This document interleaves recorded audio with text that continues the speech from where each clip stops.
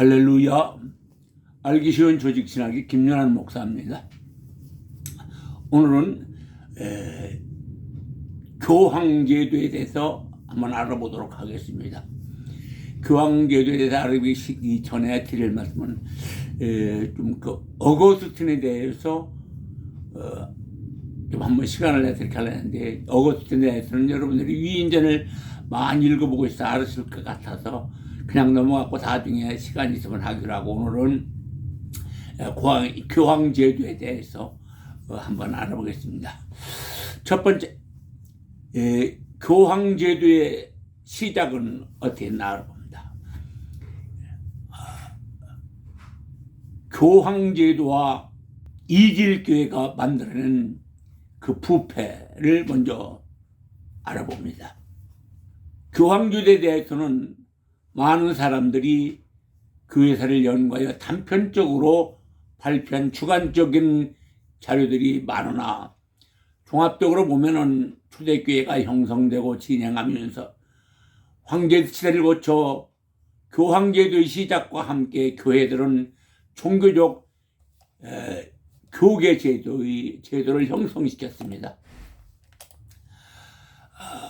로마 가톨릭 교회에서는 마태복음 16장 18절 반석교회 내 교회를 세우리니 음부의 권세가 이기지 못하리라는 말씀을 이용하여 자기들이 교회가 예수님께서 베드로에게 교리 해설권과 운영권을 주었고, 또한 베드로는 로마 주교에게 교회 운영권을 주어서 내려온 가톨릭의 정통이라고 성경을 자기들 편의적으로 해석하고 주관적으로 주장하고 있습니다. 그러나 그 같은 행위는 성경과 역사의 왜곡이요 사실이 아닙니다. 기독교의 원조는 예수님의 12제자들에 의해 세워진 예루살렘 교회가 원조교회입니다. 그리고 이방 땅에 세워진 첫 교회는 바울이 전도에 의하여 소아시아 지방에 세워진 안디옥 교회입니다. 그리고리 로마 감독까지 로마 교구가 상당한 정치적 위치에 세력을 가진 거대 교구였기 때문에 그 무게가 돼 있었을 뿐, 교황이라는 개념은 공식적으로 허락하지 않았습니다. 로마 교회가 로마 제국의 정치 권력을 등에 업고 세계 제1위 교회가 된 후 AD 754년에 로마 대주교 그레고리 교황이 되면서부터 기독교는 신본주의를 따라 인본주의화 되었고, 또한 이교의 신앙을 흡수하여 크게 변질되므로 예수님의 일대 제자들에 의해 세워진 초대 교회와는 많은 다른 이질교회가 되어버리고 말았습니다. 교황과 주교들의 타락과 핍박, 기독교 교회가 성장하여감에 따라 그 안에서 이합 집단의 세력들이 형성돼 갖고, 거기서 발생한 세력과 세상 명예의 권위가 연합하면서 예수 그리스도의 권위를 침해하게 되죠. 신약교회의 자율성이 유명무실하게 되게 되었습니다. 비성경적인 종교적 지위들과 명칭들이 만들어져 초대교회의 권위를 침해하였습니다. 세속적인 권위자들이거나 거듭나지 못한 교회 지도자들은 그들 소유의 작은 모임을 통치하는 것에 만족하지 못하고 자족할 줄 몰랐습니다. 그들의 욕심을 따라 명칭의 권력을 이용하여 지배의 소유권을 넓히기만을 위해 예수 그리스도의 영광을 인간들이 가로채는 비성경적인 권력들이 난무하게 됐습니다. 황제의 명령을 이용하여 그들이 연합하였고 관교를 만들었습니다. 그리고 다른 교회들에게 그들이 권위에 복종하기를 요구하는가 하면 그들은 공회를 열었고 교리들이 결정을 만들어 그것으로 모든 교회를 결속시키고자 하였습니다. 이들이 권리 침해에 반대하는 사람들과 유일하게 머리내시는 예수 그리스도 안에서 자신들에게 하나님께서 주신 자율성을 단호히 유지하려는 사람들을 그들은 이단자들로 지목하고 불화를 일으키는 폭도들로 분류하여 핍박의 장을 열어갔습니다. 다음에 기독교의 로마 국교로 공인과 발전. 막센티우스는 이방 종교인으로 기독교를 박해하는 대표적인 인물이며 그를 대항하는 콘스탄티누스는 공공연하게 그리스도인으로 자처하지는 않았지만 기독교와 친밀한 관계를 가졌다고 합니다. AD 312년 이 두 사람이 로마에서 10여 마일 떨어진 티베르강 밀바인 사리를 사이에 두고 맹렬한 작전을 하게 되었는데 결전 전날 밤중에 콘스탄티누스는 환상을 보게 됩니다.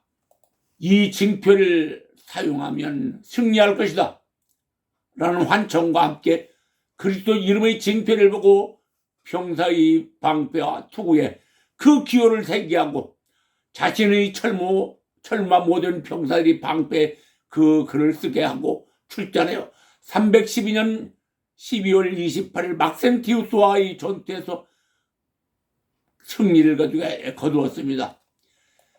그는 그리스도께서 자신에게 승리를 주었음을 확신하고 그 후에 그리스도인으로 공공연하게 활동하였습니다. 콘스탄티누스는 10번째로 성자로 추앙을 받았고 그의 어머니와 함께 AD 312년 5월 12일에 성자제를 드렸습니다. 황제가 된 콘스탄티누스는 AD 313년 로마 국교를 기독교로 선포하고 순수한 그리스도교 신앙을 위해서 동방교회가 황제의 관할하에 있음과 서방교회 감독의 세력을 확장시키려는 의도에서 제국의 수도를 콘스탄티노플에 옮기게 되었습니다. 기독교가 국교가 되자 무서운 로마 제국의 핍박을 벗어나 눈부신 발전을 하게 된 것은 콘스탄티누스의 황제가 이전의 황제들과 달리 기독교 신자가 되어 기독교를 적극적으로 지원하고 또한 그 후의 로마 황제들도 모두 기독교를 지원하여 기독교가 로마 제국의 국교가 됐고 더 나아가서 유럽 전역의 기독교 천하가 되었습니다. 기독교의 내분, 로마 제국에서 기독교가 공인되고 기독교가 눈부신 발전을 하여 유럽, 아시아, 아프리카 교회들이 널리 확산되고 커지면서 특히 교리 문제와 연계하여 공교회로서 일치를 보이는 일이 힘들어졌고 또 각 지역의 교구들이 거대해진 가운데 로마 교구, 콘스탄티노플, 안디옥, 예루살렘, 알렉산드리아 교구 등 거대 교구들과 감독들이 교회를 감독하고 신도들의 안녕을 위해서 일하는 것보다는 차츰 정치적으로 수익권 다툼을 위하여 다툼을 일으키게 됩니다.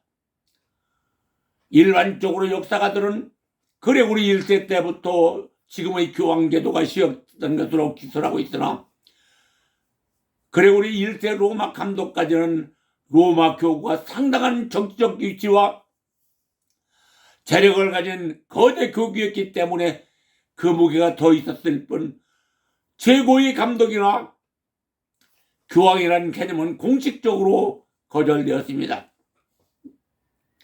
주교 위에 더 높은 주교가 일어나게 되고 한 교구에 속한 주교는 그 주교 위에 수석 주교와 같은 수도 대주교의 호칭을 주었습니다. 이렇게 하여 성직자들이 계급화된 교구에서 자기 세력을 넓히고 추종자들을 모으는 것을 목적으로 교회는 병들어가게 됩니다. 그 계급화의 분화는 필연적이었고 사법권과 권력의 분화로 이어졌으며 교황의 세력은 막강해져 갔습니다. 교황 제도의 권위,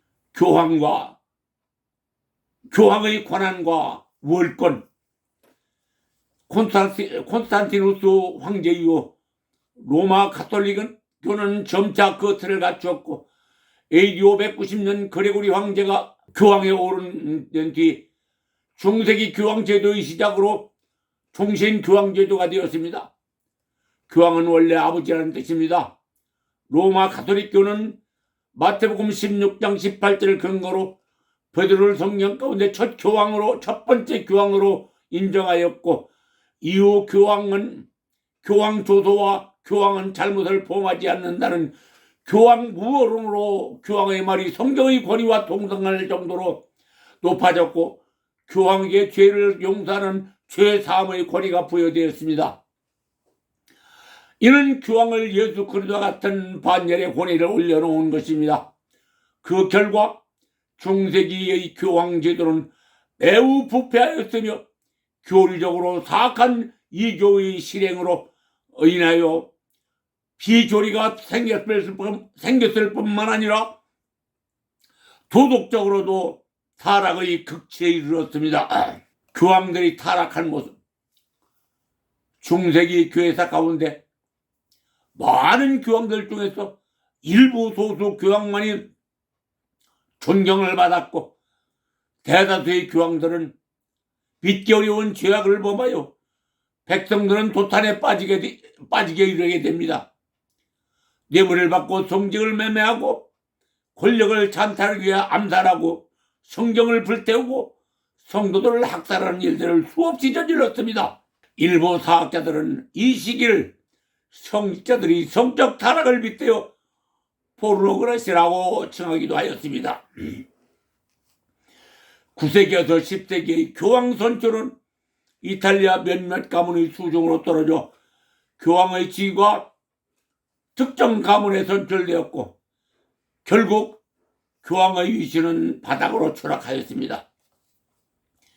가톨릭의 변질, 가톨릭은 교리가 인본주의화되고 세를 키우기 위하여 바벨론 이교의 우상 숭배를 들여왔습니다. 로마 가톨릭교는 어머니와 아들, 즉 마리아와 예수를 숭배하였고 표면적으로 보면 그들은 지극히 높으신 아버지와 성모 그리고 성제를 숭배하는 것처럼 보였지만 실제로는 단지 어머니와 그 아들만이 그들의 진정한 숭배의 대상이 되었습니다. 그들의 목적은 이 교훈을 사용하여 세상을 다스리고 사람들로 하여금 예수 그리스도에 대한 신앙을 포기하고 자기들이 교리 교훈에 주의하여 자기를 따르도록 하기 위한 것이 목적이었습니다. 이는 마치 요한계시록 18장 3절 그 음행의 포도주의 진노를 인하여 만국이 무너졌으며 또 땅의 왕들이 그로 더불어 음행하였으며 땅의 상고들도 그 사치의 세력을 인하여 치부하였도다 라고 말하는 것과 흡사한 모습으로 변질되었습니다. 성과 성제를 숭배하는 것 외에 수많은 이교들을 섬기는 일로 번져나가기 시작하였습니다. 가톨릭이 동정녀 마리아를 숭배하기 시작한 것은 AD 431년 에베소 공회에서 공식화하였습니다.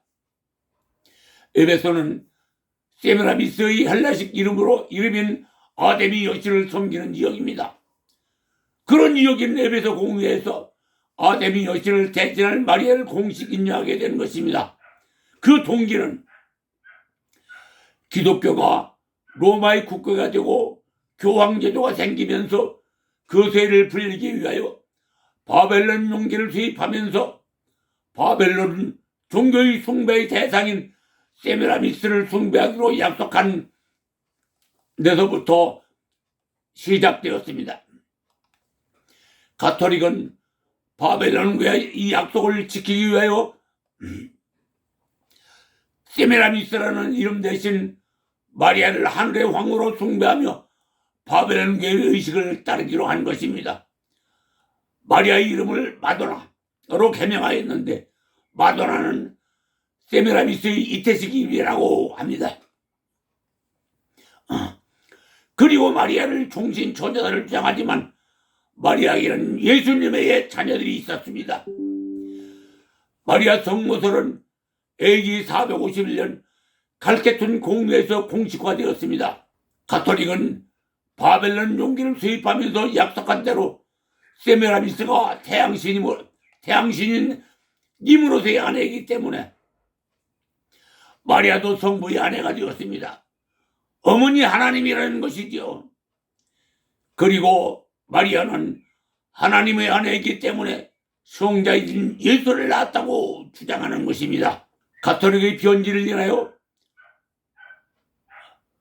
편지를 일일이 거론할 수는 없지만은 가톨릭은 말로만 기독교이지 실상은 바벨론교의 수입과 유대교의 실체와 마리아를 성모로 예수는 성모품에 안긴 아기 예수만을 상징적으로 나타내며 그리스도는 필요에 따라 성탄절과 부활절 등 절기 때만 예수가 그리스도임을 증명하게 마리아의 품에 안긴 예수로만 나타냅니다.